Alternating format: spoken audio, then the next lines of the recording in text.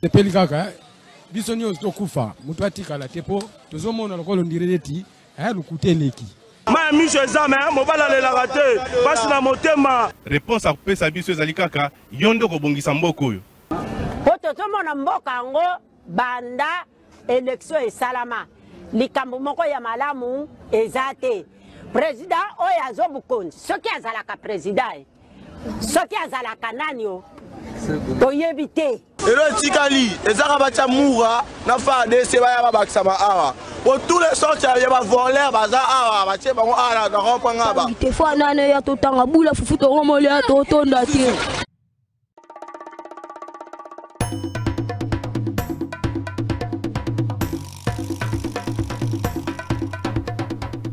Merci beaucoup. Mardi malamu na ba Congolais nyonso, mardi malamu na ba Kambia mboka, mardi malamu na ba chef de corps nyonso, mardi malamu na batu nyonso balingaka mboko oyo pe bayo balingaka yango te mokili kowela to tuna banani balingaka yo lukando tuna oza itile pa banani po bato balingaka yo bamso bakokosa na kolinga yo pe kosa bango na kondima ozo na Congo tozoloka bato balinga biso mingi donc tozo comprendre mokili te motune tuna maki pa ya bato na Yesu na Barabas na bomanani bato balobaki boma Yesu tikela biso Barabas alors Yesu ayaki na misala minene na mokili yozo continuer na bolingo donc osali kam peut-être ozo balikambo lingite congolais longola makanisi balinga biso les Rwandais nous aiment pas ezatina te on n'a pas besoin de l'amour des Rwandais. Les Ougandais, Ezatinate, Yesu, les gens préféraient libérer Barabas. Est-ce que c'est la corruption de Simbagi Batouana? Na yébité. Na recommandé Bible mingi pesate, na yébité. Mais au moins, Jésus a été chrétien. Bokolobo, Nzamba préféra qui a les canandila. Oui, Nzamba préféra qui me zappe un message moko leki na katuan. Entre un voleur, na moi na ye. Un criminel, un tueur, na moi nae bato ba préférer que un criminel et tueur, ba préférer chez ça les canaux colossaux. Donc, ba débat à Bolingwana, ils nous aiment pas, ils n'aiment pas notre pouvoir, c'est un débat de bas niveau. Otika maka, mutana posa kolinga pouvoir na muninga ate, mutana posa kolinga opposition muninga ate, bosa lande l'essentiel. Na lobi mabe wana fingi mutu. Na sala infraction, po atokoma ko luka ba infraction. Na sala infraction te na fingi mutu. André Claudel Lubaya, Seth Kikunim baza kobenga batu na buvandi esika moko pona kotala crise politique ezokenda mboka na biso soki kusila ndenge nini. André Claudel Lubaya Seth Kikuni. Mais André Claudel Lubaya onde kombo ebimaki na makambo baza révélation salemaki soki pas proche nanga na demi yap. Ah onde batango bakangama nanu te. Ba olenga nkoyi ba Joseph Kabila tato zaka DG ya benga ngoni ya Geoffrey Mon. Ndolanga manyema wana bango pe bakombo ebima bakangama nanu ta Patrick Saïd bakangama nanu te tokosuka na bango wapi total élection sénatoriale na Équateur na sana vidéo mo batindelinga na bandeko Équateur ya député candidat sénateur moko azako kwa mbongo azako pesa mbongo epa ya candidat epa ya député moko copté ya ingende moni so zo mbongo makamame donc kotala ngo ezaka mwa passe wana zo zo mbongo élection sénatoriale ya Équateur. Est-ce que procureur azoluka kaka ba preuve na likambo to ba preuve c'est mona na ngo azo constituer siko dossier wana zo zo mbongo azo tala ngo azo mbongo azo tala ngo. Est-ce que to comité corruption mode de gestion ya mboka na biso moi na école primaire travail manuel baibisi yebisa papa na bino tine langa 1000 francs zo départ na école école apaka juma yebisa papa tine langa 500 francs école à Gombe non il faut dire à ton père de m'envoyer $20 wana travail manuel $20 wana bozo senga ya nini po basala nango nini Mais tu trouves la biso normal, ngala parmi ba parents on a boya mama ko pesa ba enseignant mbongo. Et talinga été. On a fin de l'année to pesa enseignant mali puta. Pona nini? To futa ki déjà first. Biso ta fin de l'année na ko pesa biso.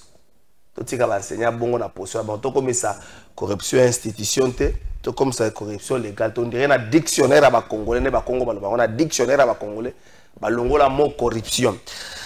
Faudra-t-il changer ou réviser la constitution de la République démocratique du Congo? Et c'est quand on vend l'émission de Mokola Lelo, changer ou réviser.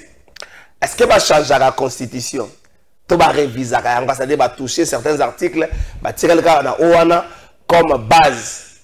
Et en gros, une émission des juristes sur le plateau, Maître Arlette Odiaza, déjà Maître Arlette, ça fait très très longtemps les grandes émissions.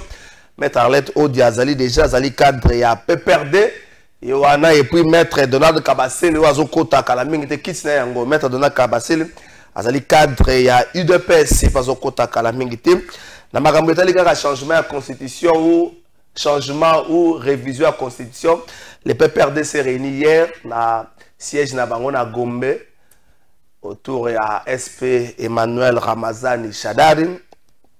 Namoni ba cadre nyonso bazali namona même une de Omar même les Mbingazor vena biso Mbingazor Claude Machala pazalaki bazalaki mo ebele wana bisolo bazobeta batala lolenge kanya kotia pression na bayeba ko kamba po ba komma na suka ya makanisi na bango te c'est-à-dire ya ko changer constitution.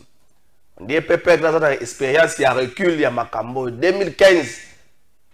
On a une expérience qui a reculé à Makambo. Il beaucoup qui ont depuis bozongi moi mukena sima. Donc c'est la bango. Que c'est Emmanuel Shadari. Ça qui sorti médiatique moko la semaine passée.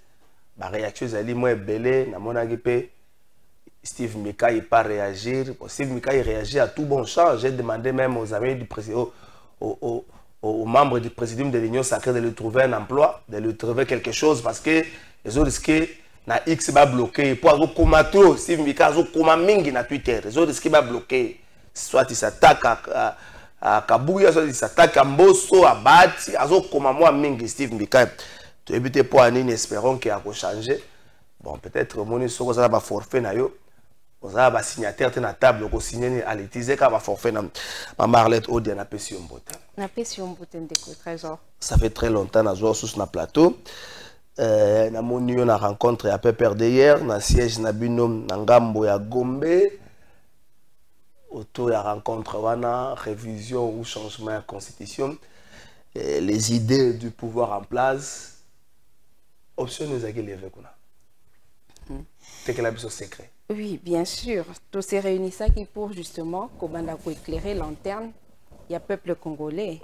Na makambo boyoki bandeko ya union sacrée ba baza ko kambamboka bazo memela biso débat moko oyo ezo pesa mawa et pesa pasi. Pourquoi? Parce que na minoko bandeko ya IDPS ozoyo ka baza ko évoquer changement ya constitution. Tant mususu ba évoquer révision à la constitution. Baza clarté selon bino. Baza clarté na ba position na bango et le fait déjà ya ko évoquer changement à la constitution est extrêmement grave. Pourquoi? Parce que changement à la constitution est raté. Le changement à la constitution est prévu té na kati ya constitution na biso. Uniquement révision constitutionnelle. Si vous pouvez comprendre bien la différence entre changement et révision et zanine. Constitution na biso eza na ba disposition ebele. Eza na ba article ebele. Eza na ba article ba bengi ba matière intangible. Ba énuméré ango na article 220. Ba article wana ba matière wana ekoki kozala réviser ata mukiete. Donc, le fait qu'il y a qu'on réviser en haut, ça s'appelle changement à la constitution. Toutes les autres matières, ou éthiquement, ou non intangibles, et ok qu'on la réviser. Et wana, baza obengango, révision constitutionnelle. Sikoyo, est-ce que dans un pays, il peut y avoir changement? Changement koki koya kaka nanzela. Il y a vide juridique c'est-à-dire la création d'un État, ndenge président Nabiso Liboso, Azaiki Kasavubu, Joseph Kasavubu. Donc, c'est le tout premier président. L'État est en train de se créer. Donc, il faut directement constitution et à l'adopter de mon nouvelle constitution. En dehors, il y a étape, il y a création à État. Changement, il y a constitution qui peut intervenir kaka, ce qui coup d'État salemi ou alors révolution. Nous avons que tous les trois événements, on a te connaître yango. C'est ainsi que nous sommes à la Troisième République. Pourquoi nous sommes à la Troisième République? La Première République, avec la première constitution, c'était à la création de l'État, avec le premier président de la République, Joseph Kasavubu. La deuxième constitution est un coup d'État, avec Joseph Désiré Mobutu. Troisième constitution est une révolution populaire. De monitoana, troisième république. Si pour que tout kende d'une république à une autre, ndenge bande kwa i dépêche baza kolinga ou non? Donc quand dans la quatrième république, c'est qu'il faut l'issoussou, soit tu connaître coup d'état, soit tu connaître révolution populaire. Yangonde bango bazolinga.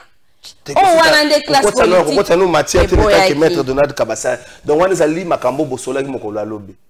Eza makambo ekomami. Te o bosola ki lobby. Mais justement, il y a onde to solola na population tout au long il y a tant et kosenga biso to sa to lobela makambo. Bosola na bandi na ba moyenne.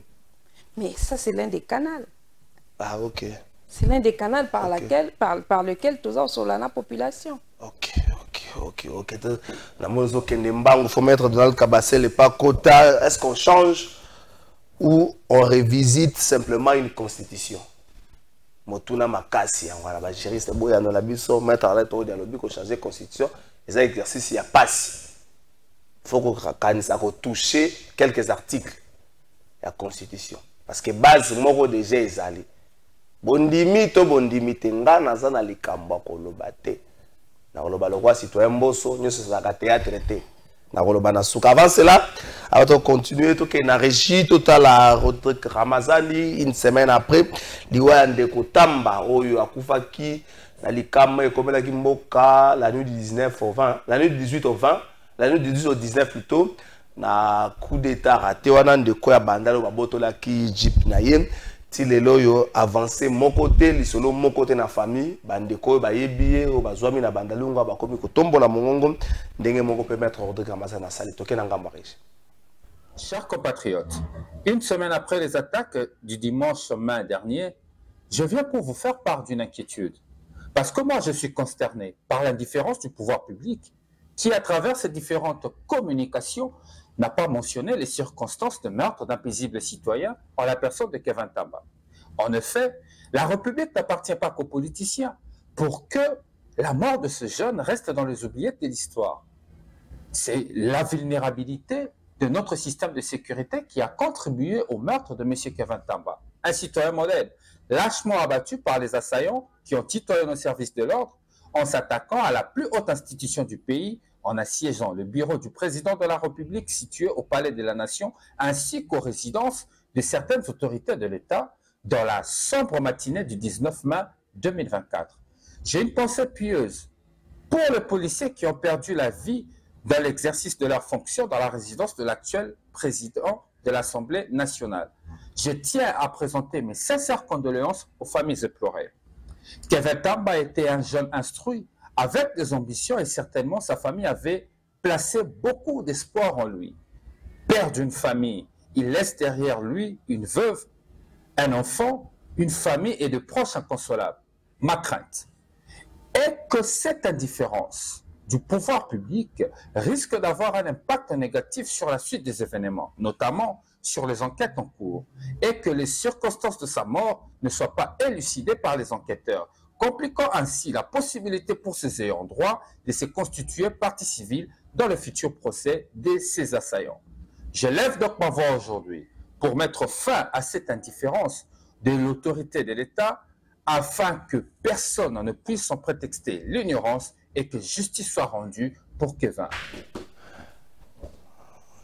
Merci beaucoup. Bandeko bazo senga justice pour na bandeko yo batika kibiso. On parle même de des policiers bakufaki na résidence à Vital Kamerhe. On a comme l'impression que Mboko ezo bossa na bango, Mboko eza plus concentré na ba chef de corps, ba députés et sénateurs, comme si le petit peuple bazali na ba oubliette ndeko moko lo baki na plateau na biso alobi Maram Vital Kamerhe amona ki jour waza makambo juste mona na ba quartier ba kuluna ba côté li obengi police mais police moya ya ezate. Donc yo mo kuna soko sana moi de 3 mètres bunda na bango soki te ba papio kaka. Ça Maram Vital Kamerhe amona ke. Est-ce que justice de kosalema pona ndeko tamba et puis pona ba policier mi balewana tozo la mise à refonga mais ate enquête moke banda tie ko sila te jour ko tuna boy o question batuna tete côté kuna bato bakufaki eza ba politique te eza ba policier nande ko na biso citoyen lambda. Merci beaucoup. On espère que les Cambouana et Gozala règlement Marlette avant maître Donald Kabase la côte à sa commune na pembeni. Boni Joseph Kabila zawapi. Ça me pense na Kinshasa, ba musu balobi no azo continuer no ba classe na ye, surtout il faut ça va juillet. Mais c'est quoi ça? Moi je n'ai pas la même curiosité. Ngana ebi que ba peuple congolais ba na besoin bazaka na ba kambio bazo bundela bango. Nga moronde na zawa na ye na plateau. Eza ba misupe ba ebi esika na vanda te. Nazala mais ce qui ce n'est pas important pour na batu ba ebi sikanga na zawa. Moi, je n'ai pas l'information de ce matin. Il y a place au Yazali. Il y a hier soir, avant de dormir. Natuna Kangote, pour nanga ce qui importe, c'est que n'importe quelle idée à Joseph Kabila partout. Et c'est quand on a mais koye ba forcément place au hasard et constitue une priorité pour nanga été. Motuna moko de curiosité parce que tous les partis de l'opposition ba meki ko tombola mongongo na les Kamboa Gloria Senga pendant Chala Salaki concept naïe tolimbi passe. Mais hier vous êtes réunis, aucun message pour Nandeko Mwasiwana. Oyo tolimbi passe depuis le 17 mai à Zéro Kangama. Tolimbi passe. Le PPRD à Meïkolobate, le secrétaire permanent Salaki, émission semaine passée, a revenu sur Yangote. Lobby va se réunir, ma cadre nyon soit parti, Bazalaki, ma militant pour Bazalaki, même pas un message, comme si ma rambessi m'a rappelé peu intéressant à nous penser. PPRD c'est un parti avant-gardiste. C'est un parti porte-étendard. Donc, Alexaka Makambu, avant, peut-être Bande comme Sousoubaye, Balandissima. Depuis dictature, et Banda qui n'a qu'à Tiamboka Ao. Toi, la dictature? Tolobela Kiango. La dictature est ça, qu'on enfermer parole, qu'on empêcher Bande Kobaza la possibilité, il y a Koloba Pasio Barobi Kabisika Bazali. Ko sala carnage netio basala ina Goma ba citoyen ba ke ko manifester pour na MONUSCO aza ko sécuriser bango te garde républicaine ekenda et massacre bango ko kende ko réprimer ba marche de manière sanguinaire bomona ba quelques marches au leader ya Lamuka peut a décidé à sala de quelle manière ba attaquer. De quelle manière bakenda ba zone sai na kati ya mutuka omona siège ya SID de quelle manière ba betango mabanga omona siège o abiso a PPRD comment ba ko notifier biso résiliation en contrat avec effet immédiat sans qu'on permettre même que tout ça est la préavis nyon soit les ba signe ya dictature oh il y a des communiqués à PPRD au état lisango siko tant to kotina ba exemple il y a ba détail Netindeko Gloria Oyo Zutanga. Ba parti Moussousou ba emboîter les pas. Mais sinon le PPRD dès le début, tant on ba signe précurseur, il y a dictature et comme il s'est manifesté dans le régime, il y a Félix Tshisekedi directement et immédiatement. Le PPRD avait fait un communiqué. Communiqué Nabiso Ezali, ba déclaration Nabiso Ezali, et les Congolais savent que le PPRD c'est le parti qui a commencé à alerter sur la dictature. Il y a des Félix Tshisekedi. Vous pensez que toi sous dictature? Mais ozo pesa exemple ya mutu bakangi tout simplement parce qu'abimisi concept ya tolembi pasi. Pasi obiso nyonso to akobika. Même bande kwa union sacrée baza olobela pasi yango ti. Yo kite ba candidat ya union sacrée ba se retirer na élection pour na koloba ke voilà corruption ezali. Oyo ki bande kwa union sacrée te ba kolela nzele ezate. Mai ezate courant ezate. Pasi wana ezo kobeta biso nyonso. Si quand il y a une citoyenne ou à télémia lobby abim sango concept pour que ba congolais ba kokako s'exprimer dans la concept wana ba kangi aujourd'hui on ne sait pas ici kazali famille na ye baza na contact na été azande ko mwasi yo ko benga en dictature te il faut encore quoi pour binobo se convaincre que la dictature est en train de régner dans ce pays et nous le PPRD on l'avait dit attends ça fait bien que bandeko ya ba parti mususu ba comme ici ko peut comprendre ngo peut ko emboîter les pas. Certains diront que l'IDPS est un bon élève du PPRD soit qui va pratiquer au bino bosele kala ngo pe bango bazo salela. Mais Gloria azandeko oyo abandi militantisme na combat na ye à l'époque à Kabila pe a continuer nango tilelo.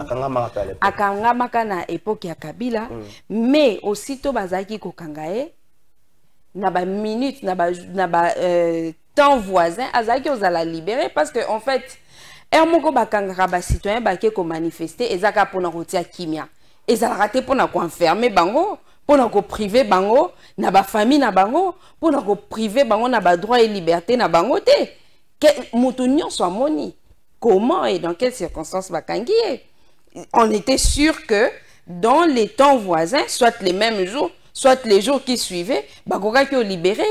Pourquoi maintenir na état caché, na lieu secret jusqu'en ce moment? C'est la preuve de la dictature. Il n'y a pas autre chose pour le dire. Peuple azoyoka, peuple azoyoka, peuple azomona, peuple azoyoka, peuple ayoki azomona. Est-ce que le peuple perdait encore l'idée un jour de se retrouver au pouvoir, comme c'est bazomona bino, Joseph Kabila, sénateur à vie, comme si à l'embi naïe un peu action politique n'ambo cannabiso et puis le PPRD s'est dit bon tout ce Giraki on a peut-être plus quelque chose de nouveau à apporter ou à démontrer aux Congolais tout va parce que on a attitude d'abino moni nazo attitude le la mission parce que on a vu le quoi attitude voloko mon voloko makam no so bana ba sa lever à salango déjà on a besoin voloko jine fonga makam no so bana ba sa bango ba salango déjà donc comment la bango tala bana azo encourager ka bana parce que on a bien la même attitude wana au moni lelo boboyi ko participer na l'élection botala ka makam nyoso bongo kabila kangisa mboka mbakanda bolo bakapete bovanda na bino bato ebele bakanisa kosala politique ya koluka ba poste ya l'état alors que kosala politique eza d'abord et avant tout ko défendre ba idée o et ko sunga amélioration ya ba conditions de vie na kati ya mboka. Et c'est ce que le PPRD est en train de faire en ce moment-ci. Ce que zaki kaka pona koluka ba poste na kati ya ba poste à l'état. Tolinga to bo élection te malgré ndenge salemi ma PPRD to ngai to kota na kati. Pour attaquer aux zangi to ngai to zanga quelques sièges te na Assemblée nationale, to ngai to zanga quelques sièges te na Sénat ou bien na Assemblée provinciale. Mais pourquoi to boyi schéma wana? C'est parce que on ne fait pas la politique seulement pour conquérir ma poste. On fait la politique d'abord pour défendre des idées. Et en ce moment, biso doit défendre des idées. Kotali sa population, quel est l'intérêt Yamboka, quel est l'intérêt ya ba citoyen à la longue. Donc on a combat na biso et ko même biso lisusu na pouvoir. Et les Congolais seront suffisamment conscients. N'est-il le débat autour engagé à la Constitution? La plupart des citoyens yébité la différence entre changement à la Constitution et révision à la Constitution. Les citoyens yébité quand est-ce que ça la révision à la Constitution? Quand est-ce qu'il faut que télémé la révision à la Constitution? Mais le débat au biso na kati ya PPRD, notamment au Ezaki lancé par le secrétaire permanent, Dr Emmanuel Chadari, au monique citoyen comme il faut comprendre. Na kanini changement à la Constitution intervenant. Na kanini révision à la Constitution intervenant. Est-ce qu'en ce moment, il y a lieu d'un changement ou d'une révision constitutionnelle? ba condition ni à changement et à réunité, ba condition il y a révision constitutionnelle et à réunité, mais si puisque les conditions ne sont pas réunies, pourquoi bandeko ba okambamboka ba lingi ko réviser constitution? C'est qu'il y a une idée mercantile, une idée méchante na simanango, et cette idée c'est quoi? Quoi accorder mandat illimité na président de la République en fonction. Dans tout ce que ma cambouba on reproche la constitution, nous avons un mandat illimité. Oui, mais parce que toi qu'on analyser opportunité, toi qu'on analyser bien fondé, tozo mona yangote. Ce qui est bien fondé à changer constitution, qu'on modifier constitution exacte. Mais on a batouba tingama, il faut tout changer, il faut tout modifier. Ça veut dire qu'il y a un mauvais bien fondé. Il y a l'intérêt personnel, l'intérêt particulier. Il y a proposition. Nakati Mboka Oyo, on a connu une révision constitutionnelle en 2011. Est-ce que les révision constitutionnelle, les acquis ont un intérêt à Kabila? Non. Les acquis un intérêt et à bande de opposition et à bande de majorité dans les citoyens. Ils ont un intérêt à Kabila. Les acquis un intérêt à Kabila, Kakate. Les acquis un intérêt Naïa Etienne Tshisekedi du Amulumba. Et les consensus na faveur de Etienne Tshisekedi du Amulumba, ils ont qui réunis. Yeba que l'essentiel de la révision constitutionnelle il y a 2011, ils ont qui ramené l'élection en un tour. Oui. Et réaction Etienne Tshisekedi à cette époque, il était prêt pour ça, il disait même si on allait à demi-tour, prêt. Ça veut dire qu'il avait donné son consentement. Ça veut dire que le consensus général était favorable pour lui. C'était favorable pour lui parce qu'en ce moment, aussi bien que l'État, attendez, aussi bien, non, le problème il est aussi financier. Et c'est un grand belé. À cette époque, budget à l'État est mouqué. Même Joseph Kabila n'aurait pas eu suffisamment de moyens pour battre campagne à 2 tours. Donc, tant aux propositions et que tout une élection à 1 tour et à qui savait aussi arranger lui des pèses. Souvenez-vous des propos de Etienne Tshisekedi Andima qui a lobby même à demi-tour Nandimi. Pourquoi? Parce que ça vous permet de dépenser moins de moyens, ça vous permet d'aller vite droit au but, même si après ça peut poser problème, il y a légitimité dans la institution. Mais ce problème de légitimité, ce problème, il y a déficit à légitimité et ça la combler par le fait que les consensus général avaient été obtenus avant la révision constitutionnelle. Donc, la minute Félix Tshisekedi a Luka, révision constitutionnelle, il doit commencer par faire comme en 2011. Rechercher les consensus général. Tout ça lancé par André-Claude Lumba et Seth Kikouni. Non, moi j'ai pas lu ces communiqués. Ngai nazako lobela makammo ko ça très important comme maintenant na débat o amike mikete. Pourquoi il faut que consensus général est à retrouver? C'est parce que constitution est à la ya mutute. La constitution que nous avons ici, ce n'est pas la constitution de Kabila. Et la constitution qui pourrait être modifiée ou pas, ce ne sera pas la constitution de Félix Tshisekedi.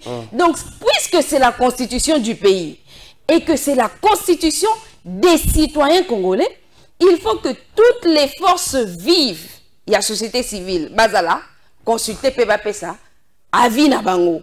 Il faut que tous les partis politiques, donc les formations politiques, base à la consulter, papé sa vie na bango, c'est ce qu'on appelle en fait consensus général. Il y a déjà au Sangisa bas congolais nyonso, c'est ce qui avait été le cas. D'abord en 2006, tango on a adopté la nouvelle constitution, et ensuite en 2011, lorsque on procédait à la révision de l'actuelle constitution. Ça Donald Kabasela en direct pour habiter à Komiwapi, makambo komi ko bima wa boy comme elengi na benga en direct sur Komiwapi. Alors baga so komi pembeni. Aïe, aïe, aïe, benga indirect. Bande ko tenir nga rigueur te bolo balanga te na suka ke na son de cloche moko nazo continuer ko lakisa bino kiti alo baga za déjà pembeni na déjà pembeni na banda nazo kota na komi déjà pembeni. Bonjour plateau de vérité biso to lingi Kabila ke ba oyo bazali. Ah ndeko. Bino botaka bato ba problème to vani na biso kaka bozo bisa message à bon. Bonjour ndeko trésor na madame ya pas perdre mon frère. Trésor comme la démocratie est notre pouvoir. Donc, pouvoir du peuple, notre constitution sera révisitée pour que tokoma na ba désordre oyo tozanango te qu'un groupe de gens bakanga mboka en otage en plus batu ya perdre bazali na leçon ya kopesa biso te vu tout ce que ils ont fait pour ces pays. C'est Patrick M depuis quelque part de contre comment il n'y a pas d'adepte ici. Tout madame que oui dictature abila tout madame Ama Tungula kufaki ndengeni ezaki dictature te. Aïe aïe aïe aïe. Madame Arlette Ode. Nazo kala kota na forme mais nazo mon il faut causer la carte okende kaka. Bonjour vraiment nous regrettons Joseph Kabila. Comment expliquer un président qui recrute 2376 inspecteurs, contrôleurs et agents administratifs d'inspection générale du travail pour afin les abandonner pendant plus de 9 mois sans prise en charge malgré les multiples sit-ins, mais rien ne change. C'est triste pour nos dirigeants. Ah, ndeko. Mais nous avons besoin de Marlette ba arme. Botika na position ana bo armée était. Botika na position ana. Donc Madame Marlette Odio Pessi, selon you, les éléments. Dans le comment on peut changer ou revisiter une constitution. Pour nous, s'il faut revisiter, s'il faut changer la constitution, il faut dire les pires. En d'autres termes. Oui, oui, mais s'il faut révision revisiter, différent à oui, s'il faut revisiter, il y a les pires, pour se mettre d'accord, il y a révision quelques articles constitutionnelle. Ce qu'on joue constitution article 218, tina 220, au moins que constitution et prévoit révision. Donc, PPRD mais la révision constitutionnelle parce que révision constitutionnelle est dans la carte de la constitution. Toza ko bika na carte ya opinion. Toza ko bika na carte ya peuple. Toza ko mona que population a besoin que telle disposition peut échanger. Telle autre disposition est changée. Net makambo Sénat ou takoloba. Constitution bloquée biso. Constitution est bloquée. Ça c'est une fausseté. Constitution est bloquée. Il y a dans toutes les constitutions du monde au babengaka limitation des pouvoirs na séparation, limitation du pouvoir na séparation des pouvoirs. Si qu'on déco o azako kambambo ka ko benga blocage comment? Dans toutes les constitutions, il faut qu'il y ait une limitation à pouvoir, une séparation à pouvoir. Sinon, vous fabriquez un dictateur, vous fabriquez un monarque, on ne peut pas dire que la constitution est bloquée. La constitution est bloquée. Constitution wana, c'est avec la même constitution que Félix Sekedi Abimisa, gouvernement Samalukonde 1, Samalukonde 2. Comment tant que comme un gouvernement Toulouka est comme bloqué. Donc mais c'était la même constitution. Le Parlement existait déjà. C'était la même constitution. Non, dans Samalukonde 1, il avait tout chamboulé. C'était sur base, il n'y a aucune disposition en constitution.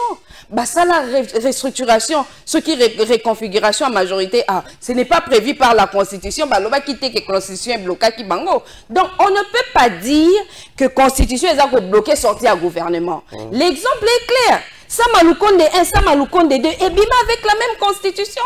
D'ailleurs, bah, viola yango, bah, bengango blocage. Baktika koko sa peuple et loko eza ko bloquer bango eza be élection na bango ya loma o basalaki to yebisaka bango que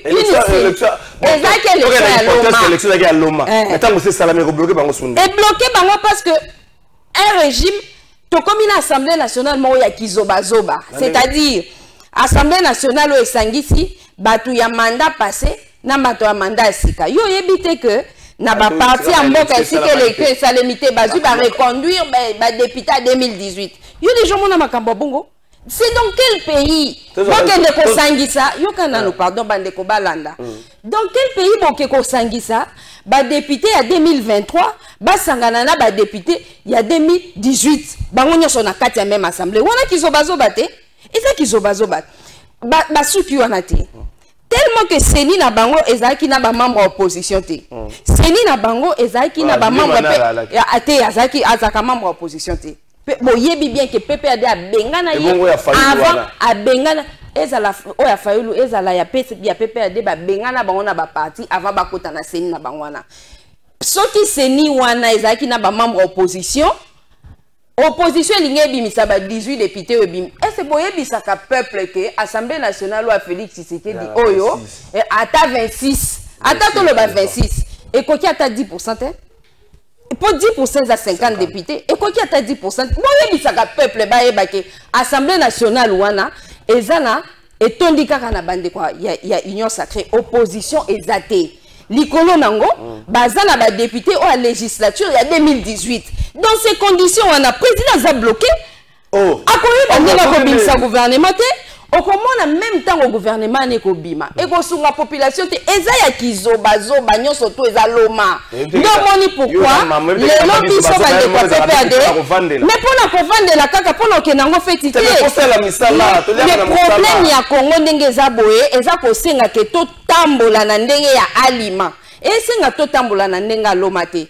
nde omoni biso bato ya PPAD to komo bimisa makasi na biso nyonso parce que to ebisa ki peuple ke makambo oyo kadima zo sala makambo Félix Tshisekedi azo sala et ko bloquer développement mboka soki nanu kotia gouvernement ezo pesa pasi mais comment ba kotia sikoyo en place ba assemblée provinciale comment ba kotia en place ba gouvernement provincial c'est-à-dire ba gouverneur et bongo ba entité territoriale décentralisée si ko so to kotina ba processus de développement banzela kolia komela kotangisa bana to ko aborder ba sujet à quel moment c'est parce que bandima ki to kende na ba élection à Loma totalisa ki makambo oyo lelo citoyens zo souffrir yo kanisi citoyens zo souffrir ezaka citoyen oyo asala politique te yo kanisi citoyens zo souffrir ezaka citoyen oyo akumisaka bande ko ya opposition on dimite pena ke ba citoyen oyo pe bazana kati ya ba union sacrée ba kumisa bato ya union sacrée yo dimite ke baza ko souffrir atako mutaza la ministre ana mbongo ya ebele na suka sanza ba député nde ba kotangela biso ba koma toucher ba $33,000 par mois yo kanisi tango kangama kana embouteillage tango zo kangama na libulu abebisi amortisseur à mutuka na e aza ko souffrir te biso soto ko souffrir il faut prendre ces choses au sérieux to bongisa mboka biso soto se retrouver maître Arlette Otesela ande ko botende nga regarder maître de la kabase la zomona na tete siko azo yamba sous téléphone te article 218 le bagay la initiative de la révision constitutionnelle appartient au président de la République au gouvernement après délibération en conseil des ministres, à chacune des chambres du Parlement, à l'initiative de la moitié de ses membres, à une fraction du peuple congolais, à l'occurrence 100 000 personnes s'exprimant par une pétition adressée à une de deux chambres. Chacune de ces initiatives est soumise à l'Assemblée nationale et au Sénat qui décide à la majorité absolue de chaque chambre du bien fondé du projet, de la proposition ou de la pétition de révision. La révision n'est définitive que si le projet, la proposition ou la pétition est approuvé par référendum. Toutefois, le projet, la proposition ou la pétition n'est pas soumis au référendum lorsque l'Assemblée nationale et le Sénat réunis en congrès à la majorité des 3/5 de ses membres les composent. Merci beaucoup pour appeler Sibiso Angopé na télévision. N'a pas article 220. Biso c'est article 220. So isukoyo na makanista bango article la simbi article 220. Ba revisiter ba simbi article 220. Article 220 c'est article O est énuméré. Et énuméré de ba matière intangible. Ba matière wana ezaza partout na kati ya constitution ezaso ki ne pas. O ba pekisi o to ba lingala o constitution pekisi ko simba. Soko simba constitution simba no makamso mais oyo. Voilà. Na kati ya 220 wana nde ba tangi ba cité ba article oyo ba matière o ba ko simba te. Donc soko simbiango et comme un changement. Or, Togo comme un changement, c'est pour constitution lobby, ba matière wana Togo simbangote. Mais qui peut comprendre que na janvier, président de la République a prêté serment à lobby n'a qu'à respecter constitution. Togo mi la mai. Est-ce que ça respecté te? Togo mi la mai. Ata gouvernement peut sinon au Congo te. Mais on comme déjà au Kanissa, pour changer constitution, on y a outo le bac qu'on respecter. Ça obéit à quelle logique? Ça obéit à quelle logique? Quoi que ce que zalaki gouvernement ça malukonde un a dengue matin. Pourquoi y a bimaki? oyo aza pena na majorité avant élection balbanine ba opesa Tshisekedi majorité ata 500 députés biso tozako tala bi ah bon nde wana bo supprimer qui présence bande kwa opposition na kati ya seni likolo ya seni wana confession religieuse ekufa composante confession religieuse ekufa oh et bon bobo sanya ekufa ndene ekufa église catholique aza kati wana te église protestante aza kati ya seni wana te mais botie seni aloma bobito kende na élection bomi pesi bela ba député la tâche devait être beaucoup plus facile selon bango biso tozako talisa kezaka bongo te à l'époque où Kabila dirigeait ce pays azaki ko se contenter pe parti na ye ezoko se contenter na mo ba 200 députés ba 180 bazui ba sangisi pe o ya palu ya idemo ba sangisi beti mo ba 300 comme ça boyebi ko répartir ba responsabilité et mboka ezako kokeli boso siko bango ba ke ko welela kozala na 480 députés ce que bloqué bango et bloqué bango et tellement moyibit pour na oliango fo batama na miso siko awa déjà bozana ngo batnya so baotala et souke londeni ouvaro ya tout rezelo kwa moyibi pour na oliango fo ko batama bazui yango na loma tout le monde est convaincu et tout le monde est conscient biso siko to komika kotalisa peuple bomoni pourquoi to boya ke élection oyo ya seni eza non consensuel non inclusive tala makambo biso totalisa kilelo to komobikango quand on est en train de vous parler ici il y a des gens qui meurent pour azangi kisi. Il y a des gens qui meurent parce que Moutouka a remémé l'hôpital les athées. Bon, on a dit Bibembe. Mais sous Kabila Bazaki, la République, elle est en train de grandir. Il ne faut pas que Maladjo et Bomakabiso en 2001 et Bomabiso sous l'élo en 2024, oh, technologie a évolué, oh, Makambo a changé. C'est ça un peu mon problème. Tant que nous avons la Rome, Makambo Kabila, c'est que Congolais, il faut continuer, Bozobo évolution. Il faut continuer à souffrir. Alors, tous ont rappelé l'esclavage. Tous ont un esclavage. Bon, on attend que l'esclavage fait. Bon, pourquoi aujourd'hui on veut être des hommes libres? On se mona. Na côté politique pour na et sengoté ya koluka ba poste. Non. Et ça na kokota politique pour na ko défendre passion la population. Mais pour aussi ça passe, il faut un jour oser là gérer. Mais bien sûr, il faut que nos peuples identifier na kati nanga que na lobela intérêt na bango. Peuple n'a pas sera pouvoir te. Au moins bato bazui pouvoir na makati. Au moins nenge comme esuki la bango te. Bazo kokelo gote, vous le savez non? Mon konsamboka depo azui pouvoir. A voyager dans la province combien de fois? Attends bala mon côté. Qu'on voyager quand dans la province. Pourquoi voyager dans la province? Depuis le 20 janvier. Mais parce que dans la campagne, avant le 20 janvier, courir au quota. Avant le 20 janvier, oh, mais et bon, en Équateur, alors que dans quelques années, dans quelques jours, on a une université aux États-Unis. Mais bien avant. C'est la campagne de conférence de gouverneurs. Il y a mon qui avant la zone université en Écosse. Pourquoi qu'on kende libanda tango na kati batu baza ko souffrir ceux qui Kinshasa na nous eza ko souffrir nde to ko souffrir boy siko bande ko na biso ba ta biso en Équateur ba ko tala biso na Kasai kuna sika to moni po e bukani bango ba ko se retrouver à quel moment Congo central otozako kende OK 8h 14h 13h au komi et comme ozo lala na nzela Congo central na Matadi na Mwanda ozo lala na nzela. Quand est-ce que ces choses-là vont changer? C'est quand on combine nos points wanate beaucoup mo lobela biso makambo ya changement de constitution bon lobela biso makambo ya révision constitutionnelle tout en sachant aussi que nous sommes pendant état de siège. Je vous ai fait lire la disposition constitutionnelle au lobby na état de siège beaucoup qui même pas qu'on évoquer. Mais état de siège. Attaque évoqué, vous ne pouvez pas parce qu'il y a des Congolais qui souffrent, il y a des Congolais qui meurent des massacres. Vous ne pouvez même pas aborder ça. Pourquoi les années qu'on s'est moqué de la population? Vous savez la révision constitutionnelle, combien ça coûte des frais à la République? Mais ces frais-là, pourquoi pas au Pekisakena? Pourquoi pas au Pekisakena, état de siège, état de guerre, état d'urgence?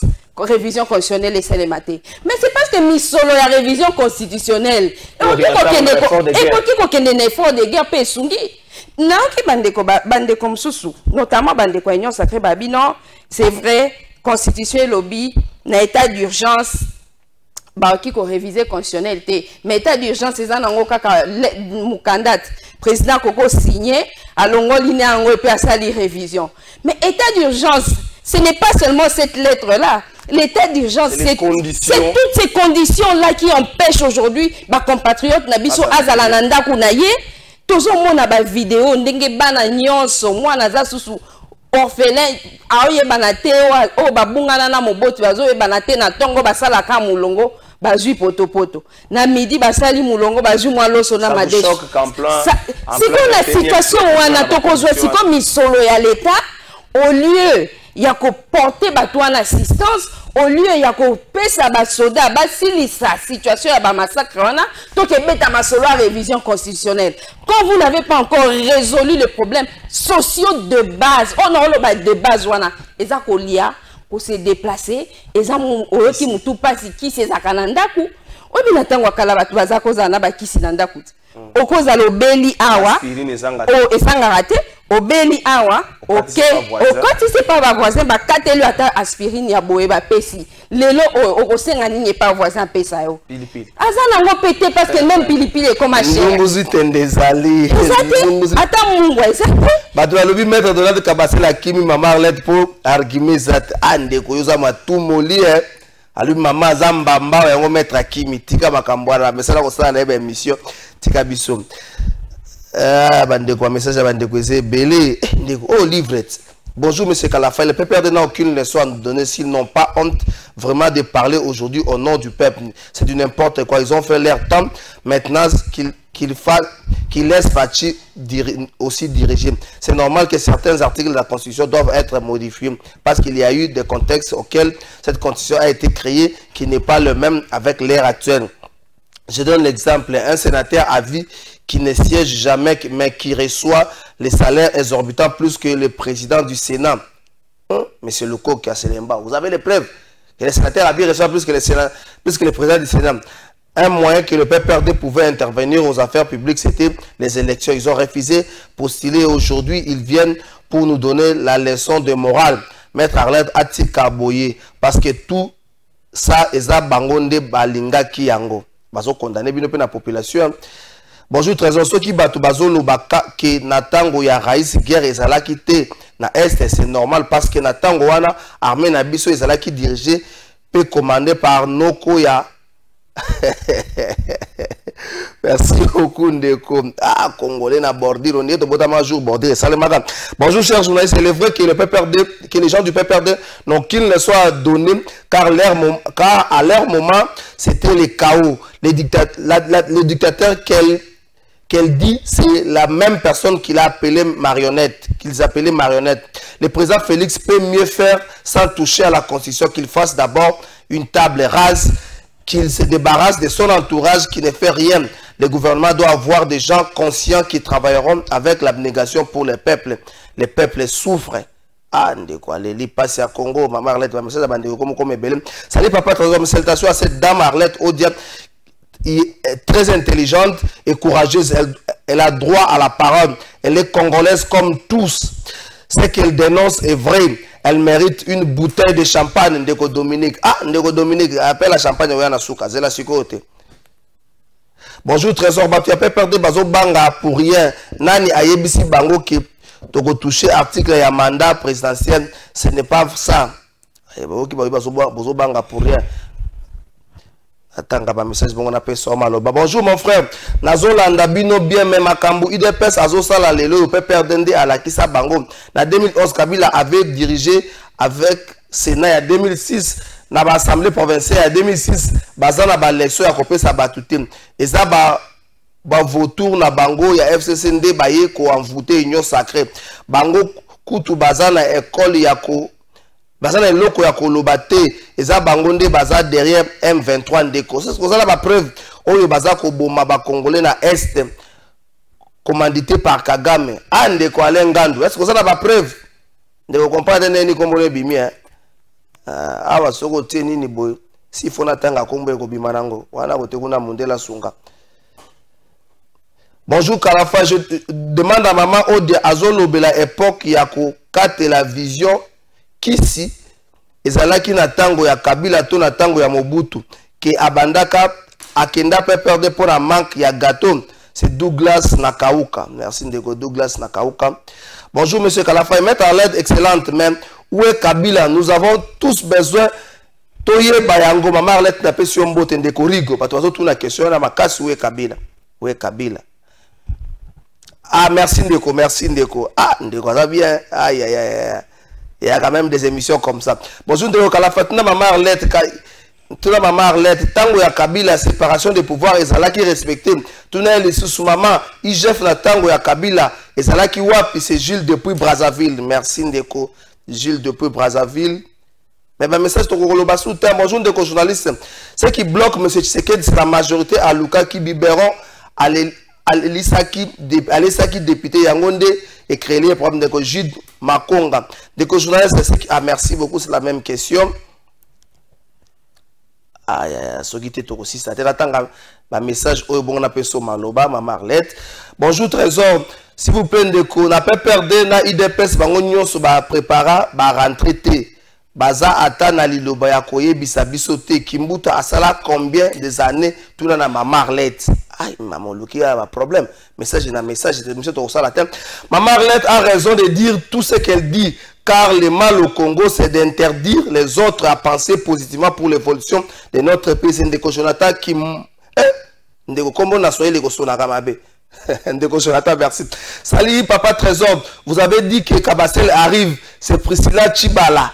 Papa Chadari Akenda Wapi. Maman Priscilla, Ndeko Maître Donald Kabasel quitte na yango. Quitte na yango. Bala Kisanga quitte. Ayete ngaite. Yende ayete. Ayete quitte na yango. Na baga Zoya. Confirme nga Zoya. Maman président papa Chadari azali lobe mona giete ndeko tuna maman Arlette kanya makase sezalaki wapi na tango na bango ah ndeko kanya makase se bandana musée et bandana musée to liaka ngo penza.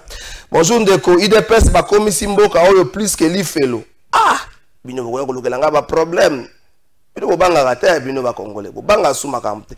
Bonjour papa Trésor peut perdre bazana leso ya kopesa batute opposition ezande la Mouka, mais pas le PPRD ni ensemble de Moïse. Ah, yo mongo poni ba opposant na yo. Ndeko Trésor, Chadari azalaka na ONG moko na kombo ya Tujenge Congo, donc Totonga Congo. Oyo bandaki ko kotisa biloko sans payer les taxes sous prétexte présidence. Or ezalaki agence en douane na batu baye batu ya boye ba pesa biso leçon. Ah, ndeko kangi Chadari na mandefu. J'aime les Congolais. Maman attend un message à Soukala Pesa Maloba. Bonjour de Lokalafa. Yebisa Maman Arlette. Que le peuple a déjà compris que le malheur de la RDC s'appelle Tshisekedi. Merci monsieur Emmanuel Chadari depuis. Monsieur Emmanuel, c'est pas Chadari depuis Cité Verte. Autant que Chadari. La Cité Verte, on a Robenga, ya Chapamba, ya Chadari. Pas de côté, on a une vieille à la Rapuna, on a ça, on peut ça, droit d'auteur. Autant que Chadari. Qui va Congolais? Les Congolais vont partager. Il y a ceux qui pensent que tu as changer la constitution. Tu as le bien d'aller libérer président, le cas qui a majorité, ils ont créé problème. Il faut tout changer. Pas si tu as un des salles. Tu sais pas que tu as un leçon qu'on peut ça. Tu as un qui a 2000 2006 peut avoir un problème. Avant d'avoir depuis 2007 2019 dans l'ongo. Et ça va jurisprudence au Bokayaka, il y a un problème lelo rencontrer les Congolais. Merci. Oui, moi ce qui m'arrange c'est d'abord qu'on permettre les Congolais de s'exprimer, et s'il peut te jouer à et puis on va noter quelque chose. Dans l'alternance et bandit, PPRD na FCC.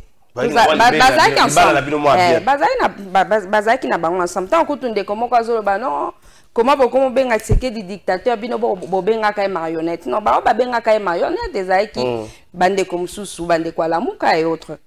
PPRD FCC tika leur benga marionnette. Alors à cette époque là tant union sacrée botamisika. Toi PPRD est à quoi alerter. Et la dictature, et la violation en constitution. Kabila avait même dit que cette majorité vous coûtera trop cher. Voilà. Si qu'on a un moment, on a battu bazaki belé bazolo ba non, PPRD n'a pas de leçons à donner. PPRD n'a pas de leçons à donner. Ça l'évaluation. Il y a nombre à battu à cette époque. Au barotan à phrase na lelo au moment que nombre est réduit. Pourquoi? parce que même dans la classe batu nyonso bazwa ka matière bazwa ngo ndenge morote prof a repé sa matière au moni mutu mso abimi les premiers mso abimi l'échec mususu aoya kozwa pe ka na année prochaine après avoir redoubler mais ça n'empêche pas au professeur à continuer à enseigner yo ko lobate que le professeur a enseigné mabe mais chose à enseigner mabe pourquoi les premiers azalaki. Donc s'il y a des gens s'il y a des gens qui pensent que le FCC n'a pas de leçons à donner, non, changer opinion. Non, nous continue seulement à défendre la loi, à défendre la constitution, à défendre ce qui est bon. Au moins, un jour, on va comprendre que Azaïna a raison. Et on ne va pas te tenir rigueur. Pourquoi comprendre en arrêtant? Bisous, doit continuer. Oh, non, IDP ça copié PPRD parce que PPRD a salé là-bas. Sénat en 2006. Bakimbuta 2006. Va prolonger. C'est différent dans ça la kizobazoba. Oh, même assemblée et puis et même Sénat. Constitution mboka elobidini que Sénat sikeyaka soki yakala ekendaka soki ya sikeye. Donc place wana mobeko eza respecté. Awa watozande na ba député 2018 ba sangani na député il y a 2023. Na ba congolais belé kutu ba ebiangote parce que ba kolomboka ba okamba na ba koka ko yebisa ngo ba congolais tezali kambwa soni ezalate sur la place publique. Mais combien de congolais le savent? Ba si ngo sur la place publique ba ti ngo sur la place publique o yebi ngo posa journaliste et puis yo pe ozolobela ngo mingi te o mona ndenge na oloba ngo boy batu ba ofungola mémoire donc ça ndebo ande comment dans l'Assemblée nationale ça bato aponaka bango na 2018 oyo ba ko siéger ti 2028 mais si bango le roi côté na bango moi problème ezeli moi bitumba ba vanda na ebonga ba vanda po ba pona bango ezanga ba lobeli mais siko loi elobi nini constitution pe loi électorale elobi nini soki élection esalemite ne sika moko boye ba koya ko sala élection sima. Mais comment on en attendant na bango wana komi komike ba musu ba fandi bazwa ngo wapi boko ndima bakamba bino kake pa bato babuka ka mibeko na ndengabo bato ba yako boma basi to ba okende na marche kuna wazalendo ba bomi bango après na sima ba ye ba recruter bango isusu ba komisi bango ba pesi bango sou bateni ba bande obundisa ba tukuna mais entre temps ba utako boma bango ba misu ba na kati ya prison. Quel manque de cohérence dans la gouvernance il faut Congolais à la mouka à mon aké eza makamoko eza la kate et pour que Congolais à la mouka faut toloba il y a un homonyme de toloba de quoi soloba que maman Arlette akati na PPAD pour nako pour ko manquer gâteau bon ndé na vandi ana azwa gâteau ngo est-ce que ça na sens elle a changé ka parti na kati nyo sacré elle n'a changé ka parti na kati nyo sacré na longo et pas vidé chi mangeska na zalaki na question na yene pratique ne politique na événement na yeli makamba na ti sikoyo tango bandeko ba loba o IGF na tango Kabila azaki osala nini IGF na tango Kabila ezala yimoko Jules Alingeti aocho ko sala interview awa alobi IGF ebotama depuis Mobutu et musala IGF opérationnel makasi ndengeza lelo mais IGF aza soldate eza IGF alingeti nde koma soldate IGF musala na eza ko yebisa ba kondi bo kamba mboka mosolo bo salela il faut bo salela bien soko saleli mosolo mabe ya ebisika parquet ba contraindre yo ozongisa yango citoyen azape atana besoin ko yeba te ke o mokonzi moko boye a détourner kimbongo non o détourner zongisa et puis musala no esili ndo moni bato ebele balongo epa Kabila balanda mbango Tshisekedi pourquoi parce que ba citoyen ba ebité ke na kimoyibi na bango batiaka bango pembeni ebele ba yeba kate non bato ebele ba uta epa Kabila bakatisa boy batiaka bango pembeni na kimoyibi na bango mais oui izozore loko ya batie bango pembeni po ayibaki oyibi zongi sambongo neti makambo ba snell zongi sambongo à l'état ba poata yote bati oka pepe baboyika koloba parce que epé sa peuple kanda vous avez na famille epé sa peuple kanda vous avez na ba bokulo na ba semeki ekopé sa peuple kanda essentiel les que bati o pembe ndo moni tango union sacrée s'est créé ba déception nyonso wana tu bakena ngo kuna yango tellement bakena na makanisa malamu te yango o kisango kuna ba ko bloquer bango kanya makasi se banda na kala yo yebi te kanya makasi se banda su banda kala tango lo bakio ONG ce qui ONG achada ribon bazako futela ba exonération on cherche des éléments on peut pas oui d'abord de un mois na élément te mais sommairement je peux vous dire que exonération et ça va prévu na mibeko na biso et ça na kati ya mobeko tata nakaki pe tata moko asanga exonération ya biloko na tata moko aza député sénateur ba biso nde ba ko abuser o ka wa aza na 50 sociétés tous les 50 eza exonérés tata moko sénateur asangaki gouverneur décision ya gouverneur militaire ça natanga to souki ça va tanga ba message bonjour plateau de vérité nous voulons les retours de monsieur Kabila les grands taiseux ceux qui sont au pouvoir aujourd'hui, les sociales que M. Tshisekedi nous avait promis depuis l'investiture du président jusqu'alors, cela fait pratiquement plus de 5 ans. Donc il y aura presque une année qui sera partie pour ne rien voir. Et Kotinda Bangoba, ça, le changement à condition et non révision à condition de quoi Abed depuis une série. Ah, de quoi Abed? Yo, ça la pose à Kabila. Ah, Kabila m'a dit ceci là. Bonjour, de quoi madame Lelo Azo Lobela Passi.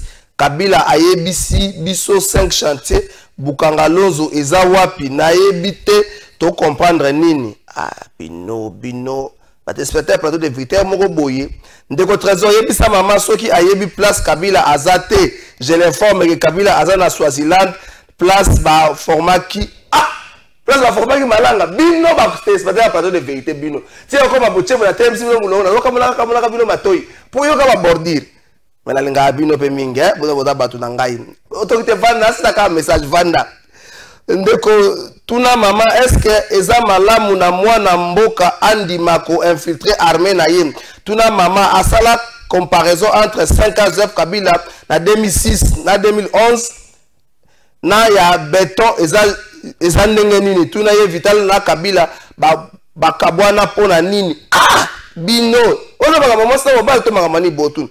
Bonjour, pardon de peut-être le soki to komi lisusu boeza faute ya Kabila. Mutu aleka ki fayulu bangonde ba imposa ki mutu na bango ba lelate. Ah, bino na la message. Papa Trésor, c'est ça que c'est la question de madame Ndoi. Si Kabasele arrive, il faut lui demander si les gens du progrès bakenda wapi tozo mona bango lisusu te merci de la part de madame Priscilla Chibala. Ah, maman Priscilla yo za kanda yo. Bonjour Trésor, maître Ode Azolo ba bien ndeko pasi eleki soki ezo continuer ndeko yambulako makambo na kolo bango te jour ba ko simba constitution de yo za makasi na bordire bino boko ya okangisa ngai ateza makambo na zotanga bakolo ba kwani no tangaki sali kala faili solo ya pardon sote ngai bino na sisi na tanga mais message yango pe ezo sila te.